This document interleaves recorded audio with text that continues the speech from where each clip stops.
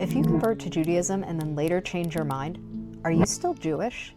Can a rabbi undo your conversion? Can a beit revoke it? Or are you Jewish forever? The answer is more complicated than most people realize. This is a question that I get a lot. But it's really 3 different questions, all dressed up in a trench coat. So let's separate them. Is conversion permanent? Generally, yes. A valid Jewish conversion is not like a membership you can cancel, even if later they become non-observant or convert to an entirely different religion. Jewish law, halacha, still regards them as Jewish. A born Jew also can't stop being Jewish, even if it's a label they would reject for themselves. No matter what they do, they're still part of the family. But within that answer, there is a small problem. With a valid conversion, what makes a conversion invalid? That brings us to question number 2. What about revoked conversions? Maybe you remember back in 2008 in Israel, there was a big problem with thousands of conversions being invalidated. Usually, in most cases, they aren't actually revoking the conversion. They're not saying this is a valid conversion and we're taking it back. What they're actually saying is that it was never valid to begin with. It's kind of similar to annulment. And if I recall correctly, back in the 2008 case, it had to do with one of the rabbis overseeing the conversions on the beit din. Something was up with him doing shady things, or else he got on the wrong side of someone else. The point was he was discredited, and that flowed down to all the people that he had converted during the times that they alleged things happened that were wrong, and that he was signing these beit din certificates as an invalid person to sign it. Therefore, the certificate was invalid. To their credit, I believe they did try to work with all these people to get their conversions back in order. But that sucks, right? No one wants to live that. And that is why people are very careful about who they put on a beit din, because you want to avoid it being retroactively invalidated. But, as is the theme of our YouTube channel here, Jews are human, and rabbis are even more human. Sometimes they are jerks. Sometimes they do shady stuff and get caught.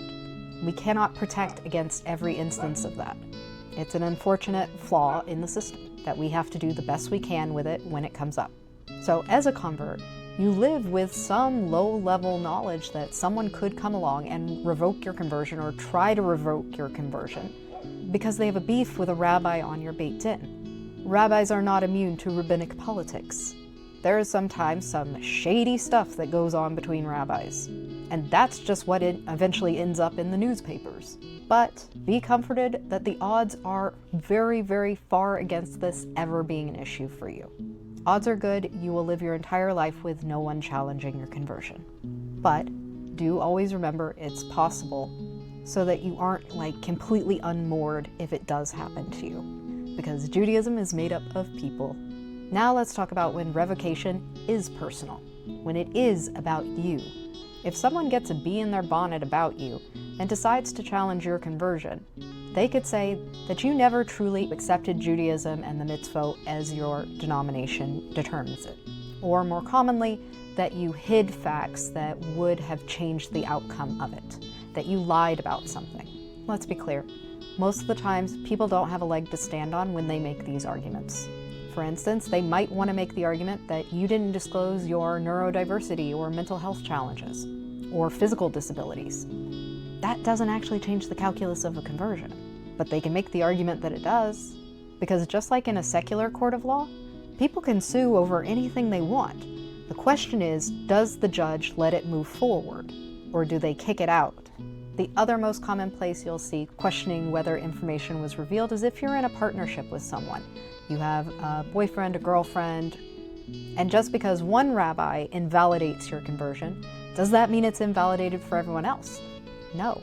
They would have to decide whether they accept the invalidation or not. Do they accept the conversion or do they accept the invalidation? At that point, it becomes a lifelong game of he said, she said, as people decide which side they're going to side with. Not fun, but vanishingly rare.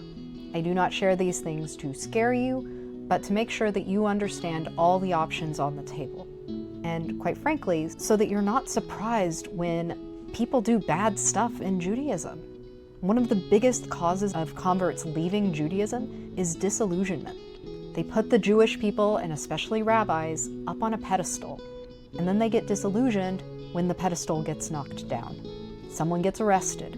Someone gets accused of sexual assault. Someone embezzles. All these sorts of things that are unfortunately the realities of humans living a human life.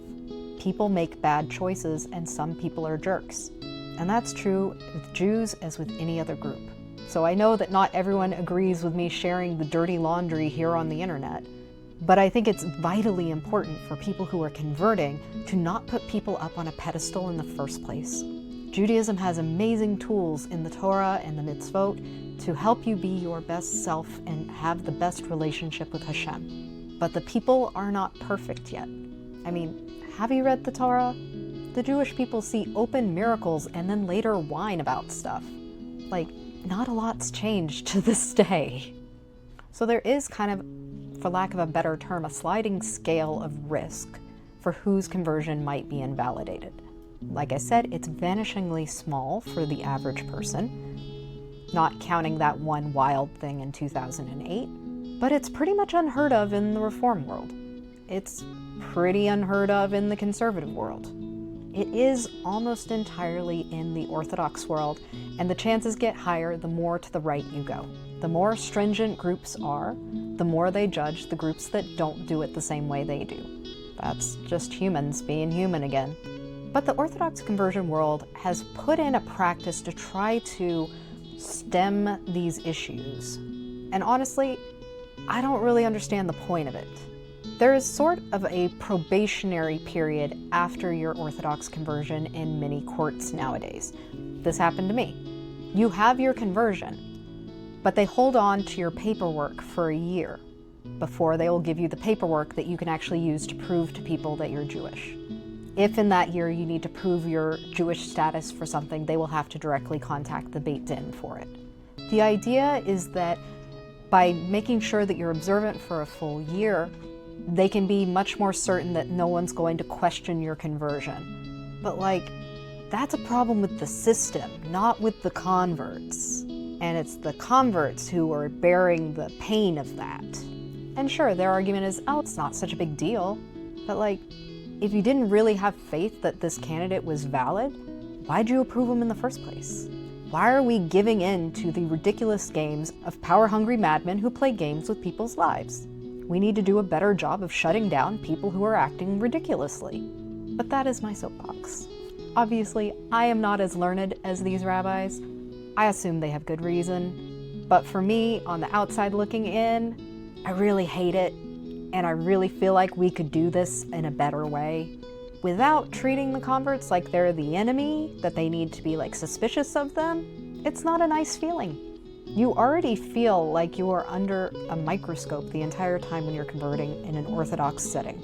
You worry that every action and every decision can be looked at and judged by the people around you, and it could completely ruin your life if you do the wrong thing and make a mistake. And you think that ends when you convert. You think it'll finally be over. You'll finally be able to live your life. But instead, you get to spend another year of living under a microscope and fearing that any wrong mistake that you make will somehow completely undo your life. And during that year, maybe you get married. I got married the first year that I was converted. And because I know you're going to be nosy and want to know the answers, I didn't meet my husband until after I finished my conversion. We just had a very short engagement and dating period, about 8 months. Still married today. What if I married my husband and at the end of the year they were like, you know what? You made some mistake and we're not going to give you those papers. What? No one wants to live that way. A sword of Damocles is just hanging over your head for another year of your life. When you spent at least a year, probably at least 2 years, with it already hanging over your head, now let's add another one. All because some people can't act like grown-ups. We need rabbis to stand up to other rabbis who act ridiculous, rather than taking it out on the people who are being victimized. And quite honestly, this video is a pretty Debbie Downer, so I don't even know what video to refer you to next. I can't be if you're still considering converting, come see the ultimate guide to Jewish conversion step by step. That doesn't sound so appealing right now. I know what I'll do. I will refer you to my video about red flags in the conversion process. Go watch that to find out when things are wrong so that you can stop questioning yourself and saying, maybe it's just me. Maybe I just don't understand.